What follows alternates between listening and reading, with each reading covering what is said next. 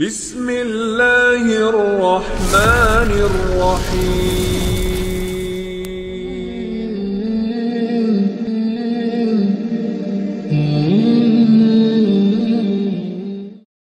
Ingatlah ketika Rabbmu berfirman kepada para malaikat, sungguh aku hendak menjadikan seorang khalifah di permukaan bumi. Para malaikat berkata, mengapa engkau hendak menjadikan khalifah di bumi ini orang yang akan membuat kerusakan, bahkan menumpahkan darah di dalamnya? Padahal kami para malaikat senantiasa bertasbih dengan memujimu dan mensucikan dirimu. Maka Allah berfirman, sesungguhnya aku mengetahui apa yang kalian tidak ketahui. Dan Allah mengajarkan kepada Adam nama-nama benda-benda seluruhnya. Kemudian mengemukakan kepada para malaikat, lalu berfirman, sebutkanlah kepadaku nama benda-benda tersebut, jika kalian memang benar-benar orang yang benar. Para malaikat menjawab, Maha suci Engkau ya Rabb, tidak ada yang kami ketahui selain apa yang Engkau telah ajarkan kepada kami. Sesungguhnya Engkau lah yang Maha mengetahui lagi Maha bijaksana. Allah pun berfirman, wahai Adam, beritahukan kepada mereka para malaikat nama-nama benda itu. Maka setelah diberitahukan kepada para malaikat nama-nama benda itu, Allah pun berfirman, bukankah sudah kukatakan kepada kalian wahai para malaikat bahwa sesungguhnya aku mengetahui rahasia langit dan bumi dan mengetahui apa yang kalian lahirkan atau yang kalian sembunyikan. Baik masyarul muslimin wal muslimat rahimakumullah, ayat ini bicara tentang dialog para malaikat dengan Allah Subhanahu wa taala tentang penciptaan Adam alaihi salatu wassalam. Mari kita kisahkan.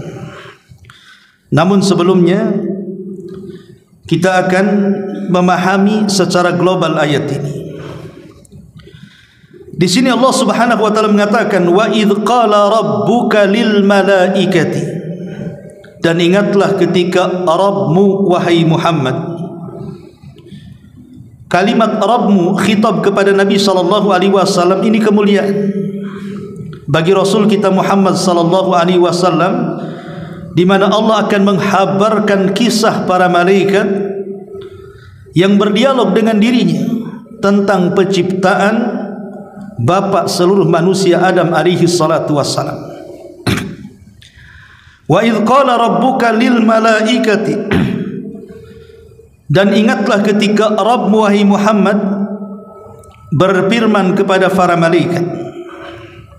Malaikat adalah makhluk nuraniyah, makhluk yang tercipta dari cahaya, dan mereka adalah maksum, terpelihara. Makhluk itu terbagi menjadi tiga. Ada yang maksum tetapi tidak mukallaf, ada yang mukallaf tetapi tidak maksum, dan ada yang tidak kedua-duanya. Adapun yang mereka maksum dan juga mukallaf, mereka adalah para malaikat. Mereka maksum, terpelihara, dan juga mukallaf, terbebani dengan ibadah kepada Allah Subhanahu wa taala. Mereka tidak bermaksiat sama sekali. Itulah para malaikat, terpelihara dan mereka juga terbebani dengan ibadah. Kemudian yang kedua, ada makhluk yang mereka mukallaf tapi tidak maksum. Mereka lah manusia dan juga jin. Mereka tidak terpelihara dari dosa, tetapi mereka dibebani dengan ibadah. Saja mereka terjerumus kepada kemaksiatan karena mereka tidak maksum, tapi mereka dibebani dengan ibadah kepada Allah Subhanahu wa taala. Itulah kita manusia dan juga kalangan jin. Kemudian yang ketiga, ada yang tidak maksum dan tidak mukallaf, itulah binatang. mereka tidak terpelihara dan tidak dibebani dengan ibadah. Kerjanya hanya makan, minum, tidur, buang hajat, kawin dan begitu seterusnya. Tidak ada kewajiban, perintah, larangan, halal, haram, makruh, mubah dan begitu seterusnya. Lah para malaikat adalah jenis yang mereka maksum dan juga mukallaf, terpelihara dari dosa, dan mereka dibebani ibadah oleh Allah Subhanahu wa taala. La ya'sunallah ma amarahum wa yaf'aluna ma yu'marun. Mereka adalah makhluk yang tidak pernah bermaksiat kepada Allah. Apapun yang Allah perintahkan mereka lakukan. Itulah para malaikat, tercipta dari nur, sebagaimana Rasul mengatakan khuliqatil malaikatu min nuri. Malaikat diciptakan dari cahaya. Nah, di sini Allah Subhanahu wa taala berfirman kepada para malaikat. Malaikat menggunakan jama', artinya banyak para malaikat. Allah mengatakan inni ja'ilun fil ardi khalifah. Wahai para malaikat, sesungguhnya aku hendak menjadikan seorang khalifah di permukaan bumi. Apa arti khalifah? Sebagian ahli tafsir mengatakan maksudnya khalifah di sini pengganti. Pendapat pertama maksudnya pengganti dari kalangan jin. Jadi Allah akan menciptakan seorang khalifah, maksudnya manusia. Untuk apa? Untuk menggantikan kalangan jin. Karena sebelum bumi dihuni manusia itu, yang pertama menghuni bumi itu kalangan jin. Mereka yang pertama menghuni bumi. Tapi karena mereka umat perusak dan suka menumpahkan darah, maka Allah Subhanahu wa taala ingin mengganti bumi ini bukan dihuni oleh yang jauh lebih baik dibandingkan mereka. Ini tafsir yang pertama. Tafsir yang kedua, maksudnya khalifah di sini artinya yakhlufu ba'duhu ba'dha. Saya akan menciptakan makhluk yang makhluk ini kelak akan bergenerasi, di mana generasi pertama akan lenyap, datang generasi kedua, generasi kedua lenyap, datang akan generasi ketiga, dan begitu seterusnya. Dan pendapat yang ketiga maksudnya khalifah di sinilah khalifatun 'anillah, sebagai wakil Allah Subhanahu wa taala di bumi. Tapi pendapat yang ketiga ini ditolak para ulama. Sebab yang namanya wakil adalah mewakili yang tidak ada atau yang sudah meninggal. Dan Allah Subhanahu wa taala tidak mungkin tidak ada, dan Allah Subhanahu wa taala tidak mungkin mati. Sehingga penafsiran yang ketiga ini ditolak oleh para ulama. Sehingga sebagian ulama mengatakan bahwa maksud khalifah di sini adalah yakhlufu ba'duhu ba'dha, makhluk yang bergenerasi, di mana manusia ini tidak akan punah.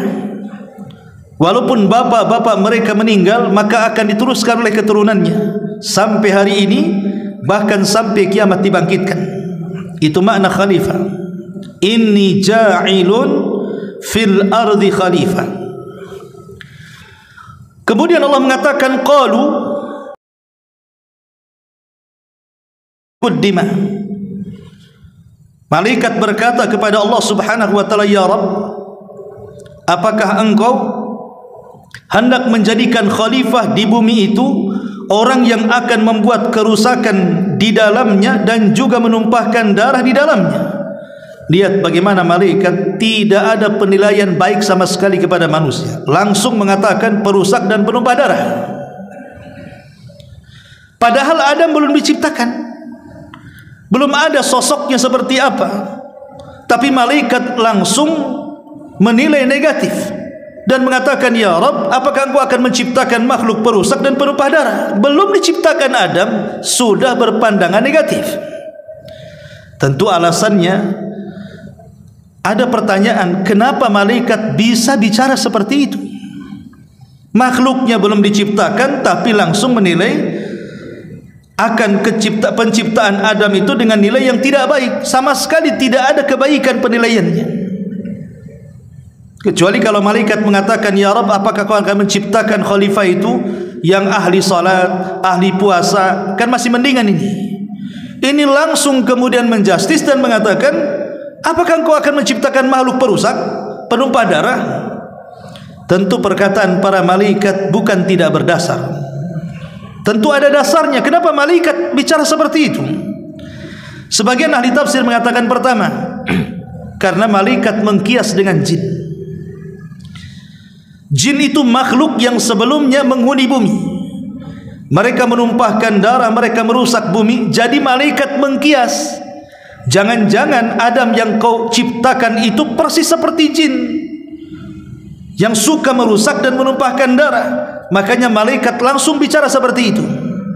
Ini penafsiran yang pertama. Penafsiran yang kedua, boleh jadi karena sebelumnya Allah Subhanahu wa taala memberitakan kepada para malaikat bahwa makhluk yang diciptakan ini, mereka adalah makhluk yang bersyahwat. Mereka adalah makhluk yang bersyahwat, dicintakan dengan perempuan, dengan harta benda dan macam-macamnya. Jadi Allah memberitahu sebelumnya.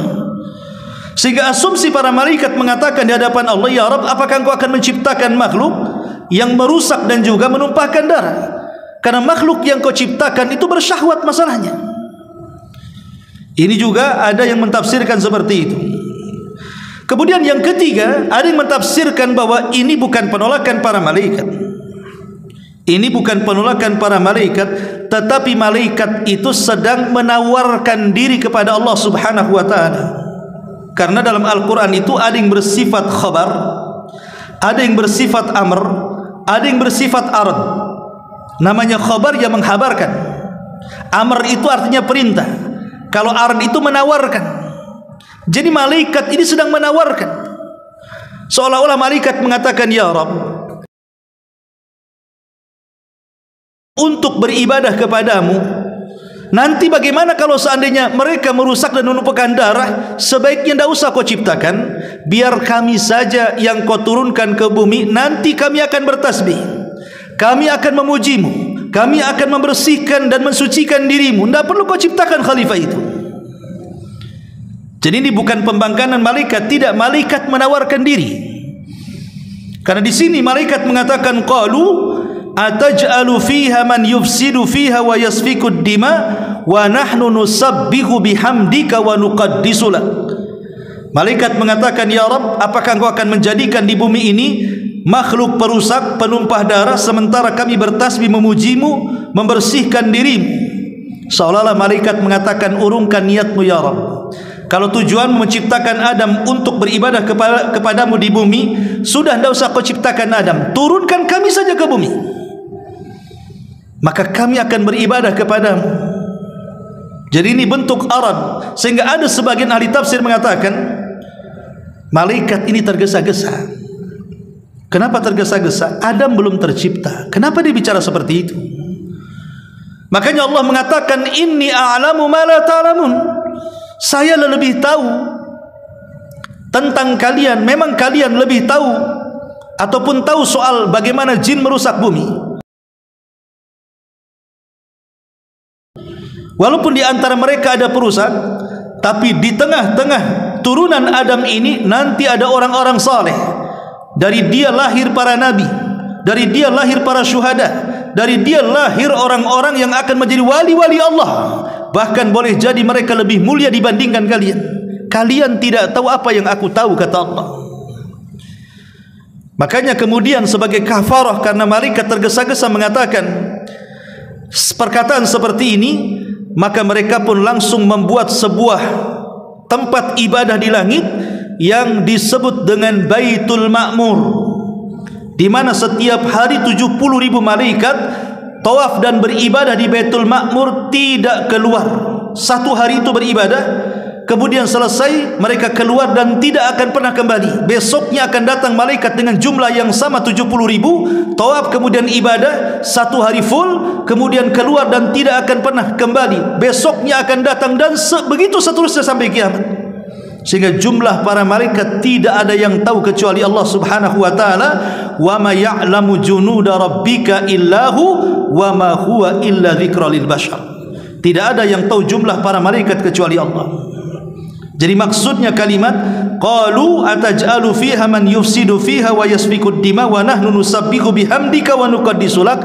Ini adalah al-aradu, penawaran para malaikat saja. Malaikat ingin menawarkan diri.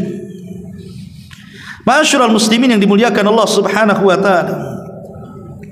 Di sini Allah Subhanahu wa taala mengatakan wa 'allama Adamal asma'a kullaha, dan dia Allah mengajarkan kepada Adam nama-nama seluruhnya.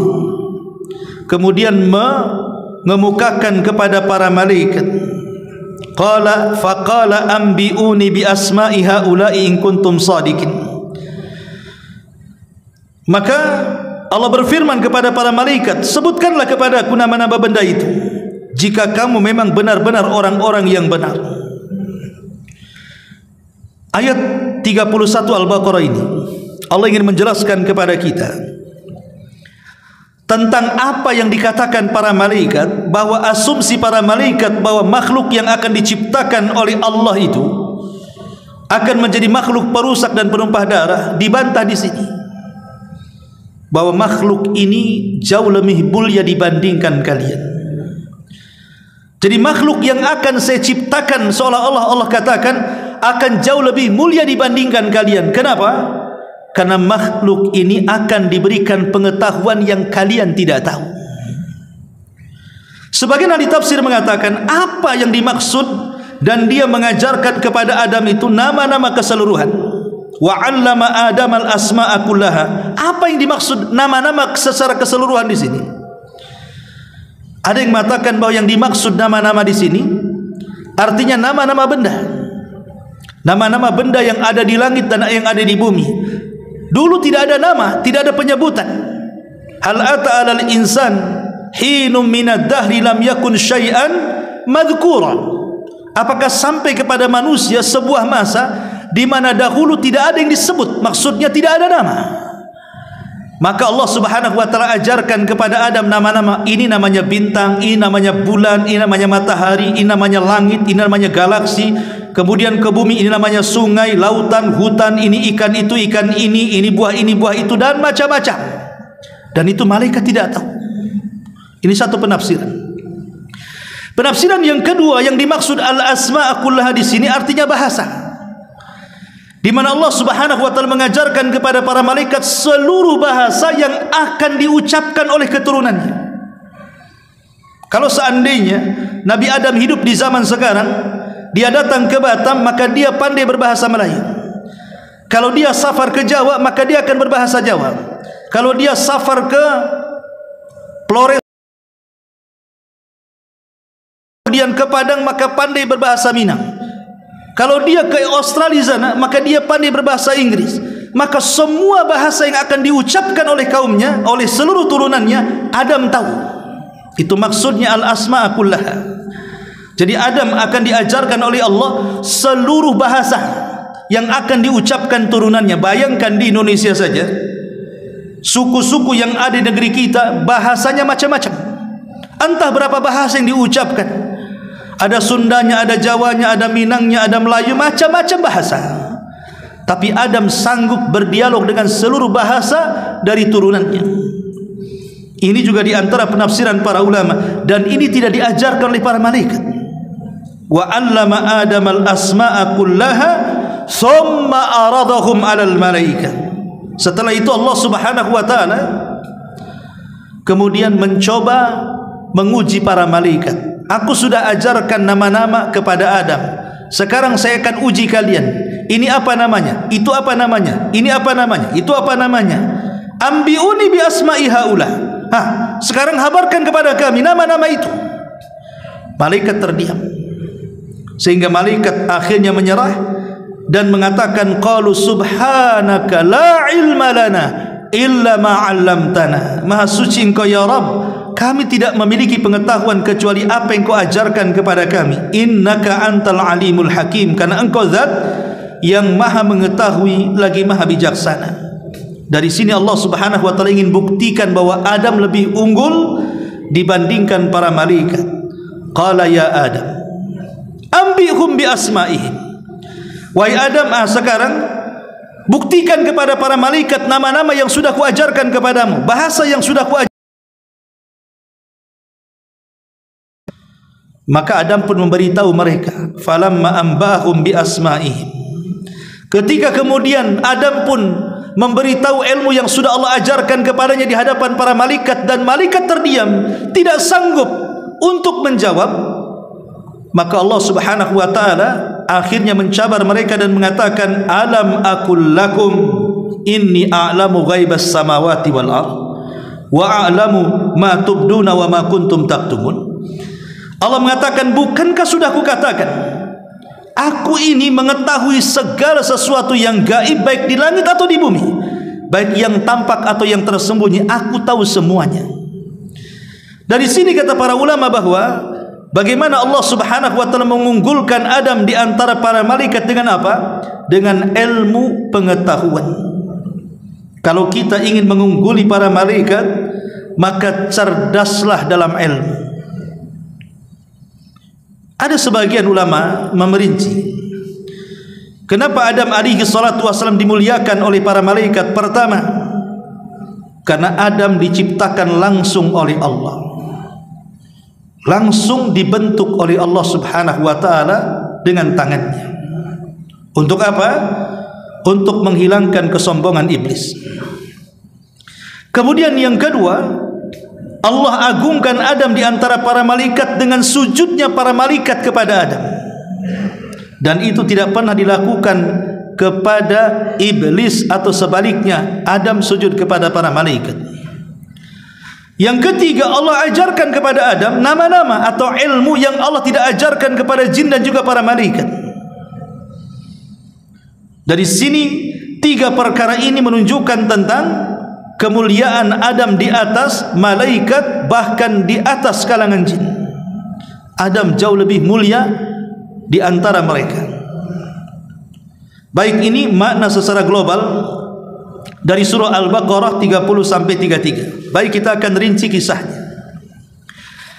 Ma'asyiral muslimin yang dimuliakan Allah Subhanahu wa taala, manusia ataupun makhluk yang berakal yang Allah Subhanahu wa taala ciptakan itu tiga. Pertama malaikat, yang kedua jin, yang ketiga manusia. Itu secara urutan penciptaan seperti itu. Allah ciptakan jin, setelah itu Allah ciptakan manusia yang terakhir dari makhluk yang berakal. Lah malaikat tercipta dari api, malaikat tercipta dari cahaya. Adapun jin tercipta dari ujung nyala api, dan manusia tercipta dari tanah. Makanya Nabi SAW mengatakan, khuliqatil malaikatu min nur, wa khuliqa al-jan min marijin min nar, wa khuliqa adam mimma wusifa lakum. Diciptakan malaikat dari cahaya, diciptakan jin dari ujung nyala api, dan diciptakan Adam dari tanah sebagaimana telah disifatkan kepada kalian. Lalu kapan malaikat diciptakan? Sebagian para ulama mengatakan bahwa malaikat diciptakan itu sebelum Allah menciptakan langit dan bumi. Kapan itu? Saat Allah Subhanahu wa taala setelah menciptakan arasy, makhluk pertama yang Allah ciptakan, dan juga air, karena arasy Allah itu di bawah lautan.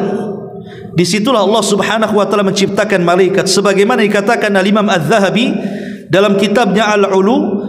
Dia mengatakan, awal ma khalaqallahu arsyahu alal ma. Pertama yang Allah ciptakan dari makhluknya adalah arasy-Nya. Allah ciptakan di atas air. Kemudian wa khalaqallahu al malaikata. Setelah itu Allah ciptakan para malaikat. Faqalu, maka malaikat setelah diciptakan mengatakan, Rabbana lima khalaqtana, ya Rabb, kenapa kau ciptakan kami? Maka Allah Subhanahu wa taala mengatakan, lihamli arsy, ku ciptakan kalian untuk membopong arsy, membopong arsy. Faqalu, dia mengatakan, wa may yaqwi ala dzalik, siapa yang kuat memikul arsy-Mu ya Rabb? Arsy-Mu sebesar itu, siapa yang kuat? Kenapa malaikat mengatakan seperti ini? Bayangkan ketika Nabi mengatakan bandingan bumi dengan langit saja seperti cincin diletakkan di padang pasir. Cincin itu buminya, padang pasir itu langitnya. Kalau dikumpulkan langit dan bumi dengan kursi Allah, maka sama dengan cincin diletakkan di padang pasir. Cincin itu langit dan buminya, kursi itu adalah padang pasirnya. Makanya Allah mengatakan wasi'at kursiyuhus samawati wal ardh. Kursinya Allah itu meliputi langit dan bumi. Kalau seandainya semua makhluk digabung, kemudian dibandingkan dengan arsy Allah Subhanahu wa taala, sama dengan cincin diletakkan di padang pasir. Cincin itu semua makhluknya dan arsy itu padang pasirnya. Macam mana yang menciptakannya? Allahu Akbar. Allah lebih besar daripada makhluknya. Pertanyaannya, makhluk sebesar itu, tiba-tiba Allah mengatakan kepada para malaikat, ketika malaikat mengatakan, apa tujuan menciptakan kami ya Rabb? Kata Allah, untuk memikul arsy-Ku, katanya. Malaikat mengatakan, siapa yang bisa tahan memikul arsy-Mu, kata para malaikat. Maka Allah mengatakan, faqulu la haula wala quwwata illa billah. Tidak ada daya dan kekuatan melainkan milik Allah Subhanahu wa taala, zat yang maha tinggi lagi maha agung. Ketika semua malaikat mengucapkan kalimat itu, maka terpilihlah 8 malaikat pemikul arsy dan sanggup memikul arsy. Kata Rasul, Allah sudah mengizinkan kepadaku untuk mensifati malaikat pemikul arsy, di mana kakinya menembus 7 lapis bumi, kemudian badannya menjulang menembus langit sampai 7 lapis langit, sampai ke kursi, kemudian tanduknya itulah memikul arsy Allah Subhanahu wa taala. Sebesar itulah malaikat arsy. Kalau ini bukan Nabi yang menceritakan, tentu hanya hayalan. Tapi hadis ini sahih. Nabi SAW yang menceritakan tentang sifat para malaikat pemikul arsy. Yang Allah katakan, alladzina yahmiluna arsya rabbik. Malaikat-malaikat yang memikul arsy itu, di mana kakinya menembus 7 lapis bumi, badannya menembus lapisan langit, baru tanduknya kemudian memikul arsy Allah Subhanahu wa taala. Dan jumlah mereka 8 malaikat. Dan Allah Maha Kuasa, sehingga ketika para ulama menjelaskan tentang faedah mengucapkan la haula wala quwata illa billah, salah satunya adalah untuk memberikan kekuatan kepada kita. Makanya dianjurkan kalau antum sedang sakit atau ada orang yang sakit terbaring, ya kita ini kan hanya mencari sebab saja, kesembuhan tetap milik Allah Subhanahu wa taala. Tapi kalau harus dijadikan zikir bagi orang-orang yang sakit parah, maka ulama mengatakan perbanyaklah zikir bagi orang yang sakit itu, la haula wala quwata illa billahil aliyil azim. Lihat malaikat yang lemah saja tiba-tiba kuat dengan zikir seperti ini dan sanggup memikul arsy-Nya. Ada ini faedah dari para ulama mengatakan seperti itu. Ya.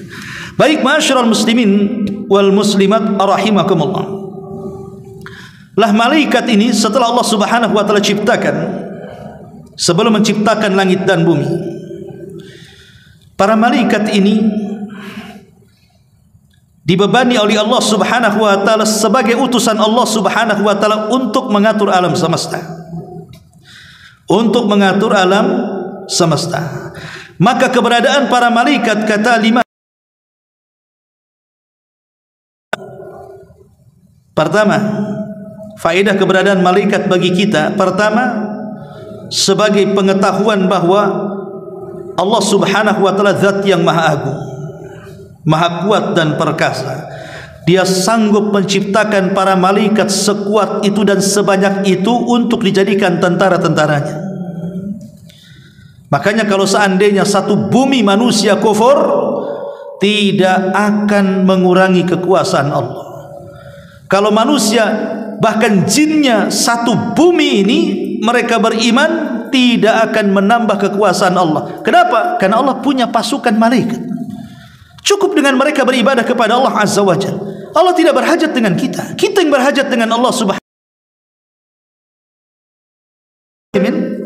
Kita harus bersyukur kepada Allah Azza wa Jalla, di mana Allah menciptakan para malaikat untuk membantu kehidupan kita, untuk menjaga kita, mencatat amal-amal kita, menolong kita, membantu kita, dan begitu seterusnya.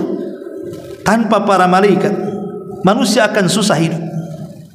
Karena ada di antara tugas malaikat yang menurunkan hujan, kemudian menumbuhkan tumbuh-tumbuhan, kemudian ada malaikat yang senantiasa menjaga kita dari kecelakaan, dari kebinasaan, dan begitu seterusnya. Kalau bukan karena Allah kemudian para malaikat, hidup kita tidak akan seenak seperti ini. Maka kita harus bersyukur kepada Allah. Dan yang ketiga, bagaimana Allah Subhanahu wa ta'ala ketika menciptakan malaikat menunjukkan begitu detail dan tertibnya Allah Subhanahu wa ta'ala menciptakan makhluknya. Sampai malaikat saja tugasnya macam-macam. Padahal Allah Subhanahu wa ta'ala sanggup mengurus sendirian. Tapi kenapa Allah Subhanahu wa ta'ala kemudian menciptakan para malaikat untuk bertugas sebagai perintah Allah Subhanahu wa ta'ala menjaga alam semesta ini? Tidak lain dan bukan hikmahnya, tentu hanya Allah yang tahu. Tetapi ini juga bisa kita ambil petik hikmahnya tentang bagaimana Allah itu memiliki kedisiplinan yang luar biasa ketika menjaga tatanan alam semesta ini. Sampai banyak para malaikat yang ditugaskan macam-macam. Ya. Ma'asyiral muslimin wal muslimat rahimakumullah. Baik, dalam ayat ini Allah Subhanahu wa ta'ala ingin menjelaskan kepada kita tentang hubung kait para malaikat dengan manusia. Jadi sejak Allah Subhanahu wa ta'ala menciptakan Adam, kemudian Allah Subhanahu wa ta'ala memberitahu para malaikat. Dan ketika Allah Subhanahu wa ta'ala betul-betul menciptakan Adam, yang diperintahkan untuk mengambil bahan bakunya juga siapa? Malaikat juga. Al-Imam Ibnu Katsir rahimahullahu ta'ala menyebutkan di dalam kitabnya Al-Bidayah wan Nihayah dari riwayat Abi Hurairah radhiyallahu anhu tentang kisah penciptaan Adam. Pertama, Allah Subhanahu wa ta'ala mengutus Jibril dan mengatakan, ya Jibril, turun kau ke bumi, ambil beberapa sifat tanah, kemudian bawa ke hadapanku. Maka Jibril kemudian datang ke bumi, tetapi ketika hendak mengambil tanah di bumi, bumi marah dan memarahi Jibril dan mengatakan, a'udzu billahi mink an tunqisa minni. Kata bumi kepada Jibril, wahai Jibril, aku berlindung kepada Allah, jangan sekali-kali kau kurangi tanah yang ada di bumi, pergi kau ke sana. Diusir oleh bumi Jibril. Maka Jibril pun kemudian tidak jadi mengambil, kemudian kembali menghadap Allah Subhanahu wa ta'ala. Kemudian setelah itu karena gagal mengambil tanah, Allah kirim Mikail. Ketika Mikail hendak mengambil tanah di bumi, bumi marah lagi dan mengatakan, a'udzu billahi mink, aku berlindung kepada Allah dari kamu untuk kau kurangi tanah yang ada di bumi, pergi kamu sana. Maka Mikail pun kemudian gagal mengambil tanah dan kembali menghadap Allah Subhanahu wa ta'ala. Kemudian Allah utus beberapa malaikat, semuanya gagal. Maka yang terakhir Allah Subhanahu wa ta'ala mengutus malakul maut dan mengatakan, ya malakul maut, ambil tanah di bumi sebagai bahan baku Adam. Maka malakul maut pun kemudian turun ke bumi. Ketika hendak mengambil, bumi mengatakan, a'udzu billahi mink, aku berlindung kepadamu untuk mengurangi tanah yang ada di bumi.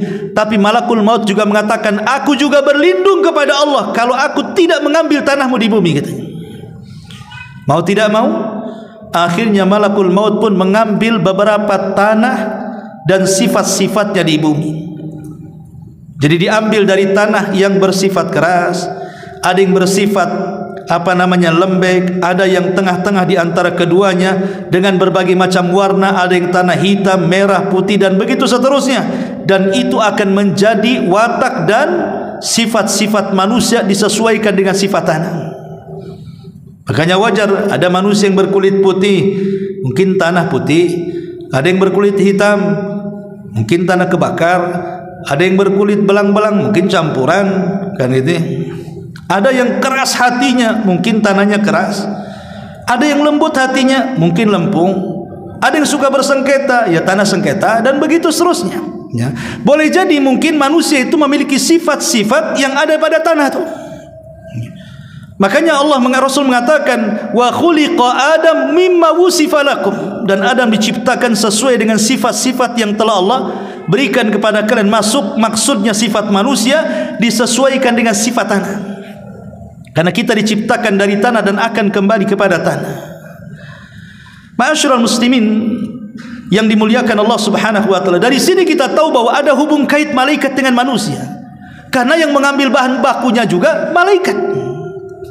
Setelah kemudian Allah Subhanahu wa taala membentuk Nabi Adam dengan bentuk yang paling baik, sampai Allah mengatakan laqad khalaqnal insana fi ahsani taqwim, sungguh kami ciptakan manusia itu sebaik-baik bentuk. Maka Allah biarkan mengeras. Makanya Allah Subhanahu wa taala mengatakan di dalam Al-Qur'anul Karim, Allah mengatakan inni khaliqum basharan min salsalin min hama'im masnun. Sesungguhnya aku menciptakan manusia ini dari tanah liat kering, dari lumpur hitam yang dibentuk. Maka Allah membentuk sampai akhirnya mengeras. Dalam riwayat 40 tahun dibiarkan. Setelah Allah Subhanahu wa taala menciptakan Adam dengan tangannya, dan itu belum pernah dilihat oleh siapapun. Ketika malaikat melihat Adam dalam bentuk seperti itu, takjub. Luar biasa Allah menciptakan kita itu. Bahkan yang lebih takjub juga iblis. Kok ada ciptaan yang bentuknya seindah ini? Tapi karena iblis sudah ada hasad dalam hatinya, dia bukan hanya melihat. Kalau malaikat melihat saja, dia kemudian masuk di lubang telinga, keluar di lubang hidung, masuk ke lubang hidung, di luar ke lubang mulut, dan begitu seterusnya. Sambil ketika sudah puas, ditepuknya Adam yang masih berbentuk patung itu, rupanya berbunyi. Kata iblis, ini makhluk lemah. Kenapa? Karena makhluk ini penuh dengan rongga, berarti perlu makan, minum, dan begitu seterusnya. Kata iblis, kalau Allah kuasakan makhluk ini kepadaku, sudah kuhancurkan. Hasadnya sudah nampak di sini. Makanya ketika Allah Subhanahu wa taala kemudian hendak meniupkan ruh kepada Adam alaihi salatu wassalam, inilah perbedaan Adam dengan kita. Kalau Adam itu dibentuk dulu jasadnya, baru diciptakan ruhnya. Kalau kita diciptakan ruhnya dulu, baru dibentuk jasadnya. Jadi Adam itu dibentuk dulu jasadnya, baru ruhnya diciptakan. Dan Allah Subhanahu wa taala menciptakan ruh Adam ini dinisbatkan kepada dirinya, sama dengan Isa bin Maryam. Ini dua ruh yang dinisbatkan kepada Allah adalah ruhnya Adam dan ruhnya Isa bin Maryam.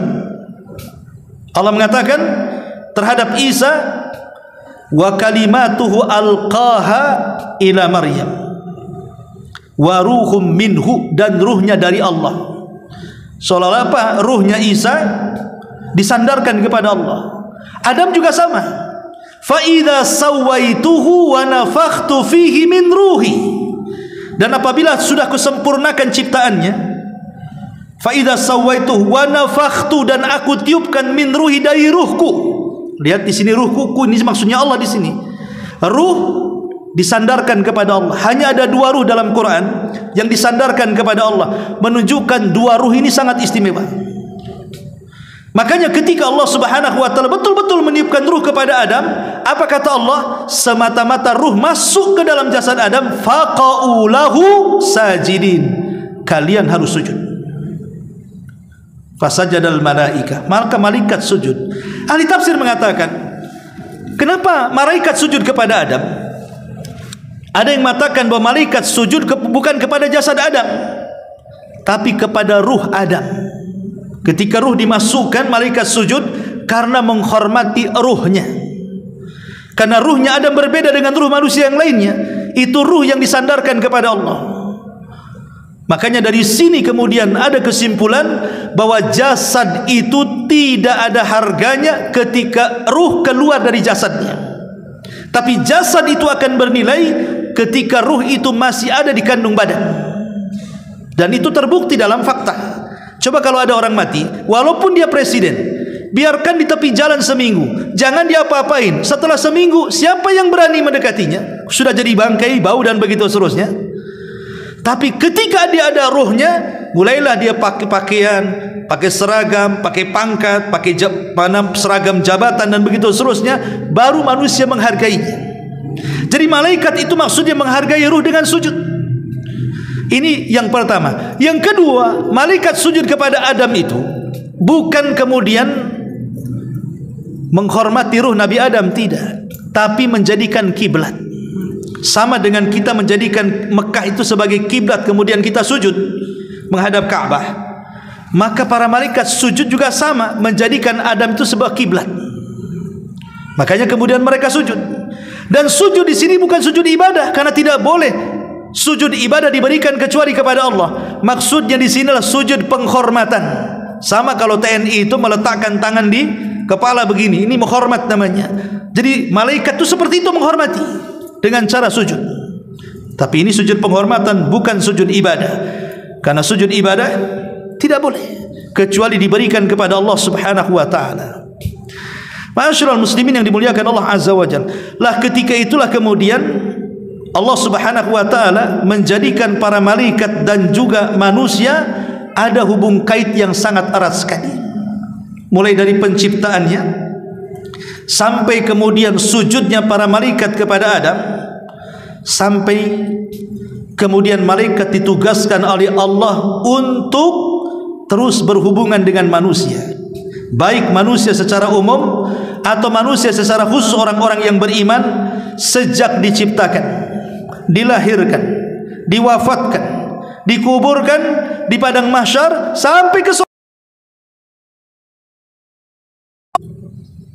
Adapun hubung kait dengan kita manusia biasa, maka sejak kita diciptakan oleh Allah Subhanahu wa taala, kita diciptakan dalam bentuk janin dalam perut ibu, 40 dalam bentuk sperma, 40 berikutnya dalam bentuk darah, 40 berikutnya dalam bentuk daging.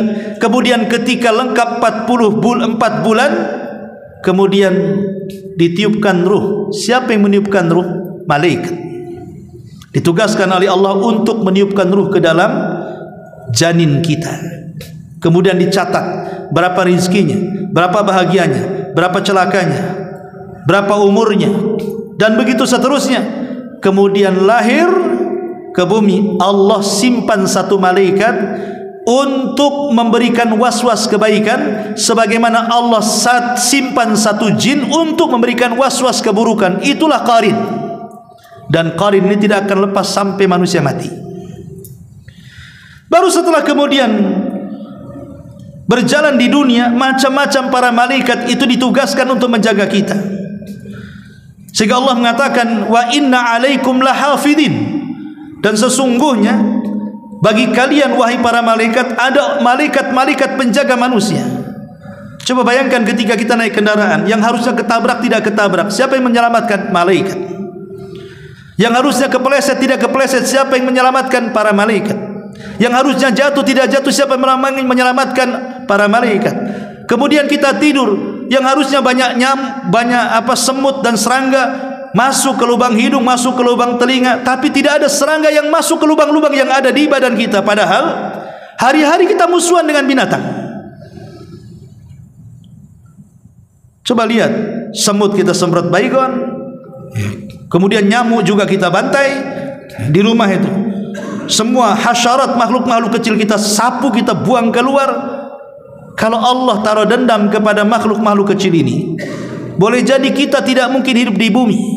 Tidur sebentar tahu-tahu penuh dengan nyamuk, penuh dengan semut, penuh dengan kecoa, macam-macam kan.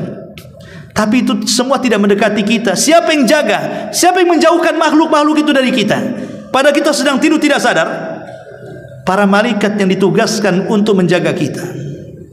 Lihat bagaimana hubung kait yang luar biasa. Dan ini pembahasan yang sangat panjang sekali. Ya, nanti ayat selanjutnya baru kita jelaskan hubung kait, bagaimana betapa akrabnya para malaikat dengan kita kaum muslimin dan kaum mukminin dari perjalanan lahir sampai seseorang itu dimasukkan ke dalam surga.